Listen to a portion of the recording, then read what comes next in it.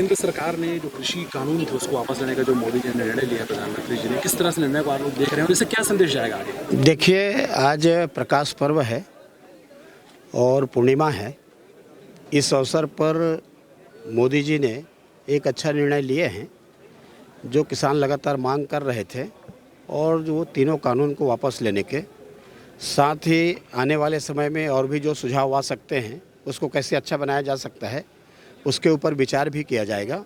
तो मैं ऐसा समझता हूं कि मोदी जी निर्णय लेते हैं तो सोच समझ के निर्णय लेते हैं, और एक कह सकूं कि ये किसानों का सम्मान है। मोदी जी हमेशा किसानों का सम्मान करते हैं, पहले भी किसानों के हित में अनेक कार्य किए हैं, आगे भी करेंगे, और कभी भी वो किसानों के बाहर नहीं हैं। तो किसानों का सम्मान आज पवित्र दिन में किया है, मैं इसलिए बधाई भी देता हूँ। ये कानून के बारे में समझा नहीं पाए, ऐसा भी एक शब्दावली का प्रयोग होने जी, क्या लगता है? अपने तरफ से प्रयास किया गया कि कानून में क्या है।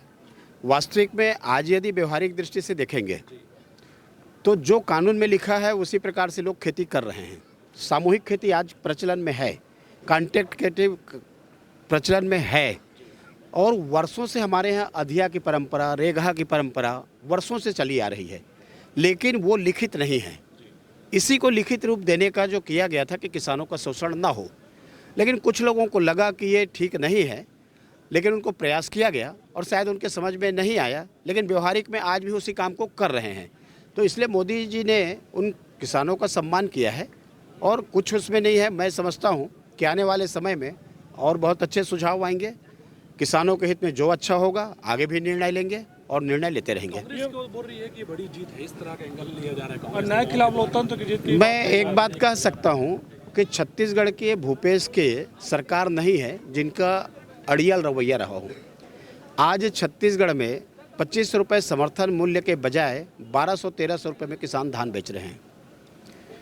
क्या किसानों के ऊपर यहाँ विचार नहीं होना चाहिए? क्या उनका समर्थन मूल्य उनको नहीं मिलना चाहिए? आखिर केंद्र का समर्थन मूल्य, राज्य का समर्थन मूल्य क्या किसानों का आज मिल रहा है क्या? और इनका शोषण हो रहा है तो इसके लिए जवाबदार कौन है? लेकिन नरेंद्र मोदी जी हमेशा किसानों के पक्ष में रहे हैं, इसलिए उन्होंने किसानों के साथ में खड़े हुए हैं, और जो किसानों के सम्मान के लिए करना पड़ा उन्होंने किया है।